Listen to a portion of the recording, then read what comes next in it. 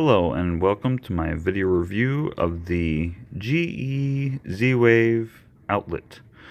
So as you can see, I've already removed my previous outlet. Previous outlet was connected actually only with a load and a neutral. There was actually no ground attached to the grounded outlet, which actually isn't code. So I've actually checked with my electrician, who's a licensed electrician, owns his own business, and without having a tester to check for electrical continuity, what he approved of me doing was actually taking another wire. I'm just using a spare yellow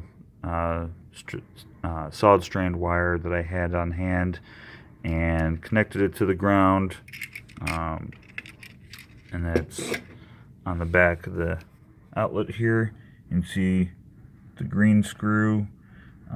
Normally this would be a green wire for ground, but I'm just making do with what I have. He said it's fine until he can come by and actually test and make sure that the box itself in here is actually grounded.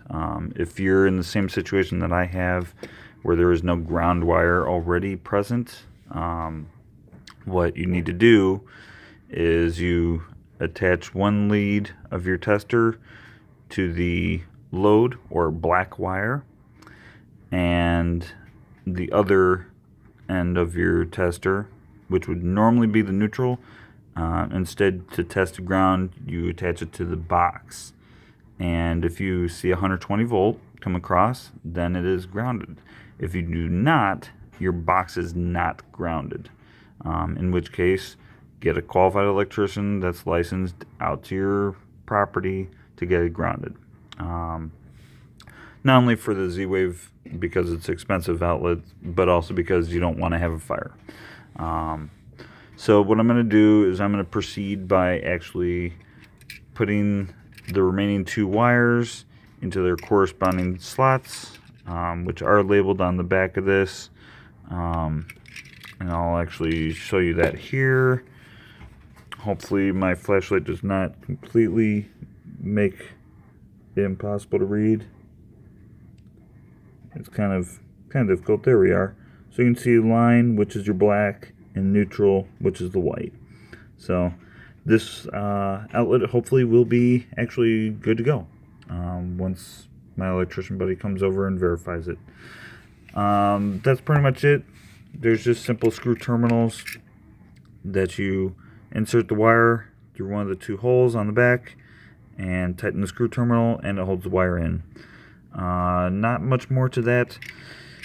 In terms of these outlets, they are bulky, so as you can see, the outlets are on these old homes, they pretty much just fit. I mean, this thing is going to be like a really tight squeeze. I did another Z-Wave switch up in another room, and again, very tight squeeze, but it will get in there as long as you shorten up your wires a little bit and make sure that you don't have too much other stuff in the box.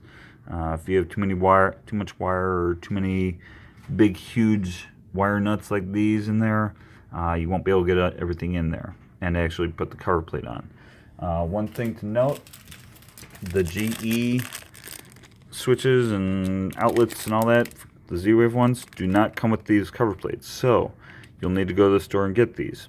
They're not expensive. I think I paid about 70 cents for these, so it doesn't break the bank, but it would be nice if they actually included it like Leviton Z-Wave switches actually do.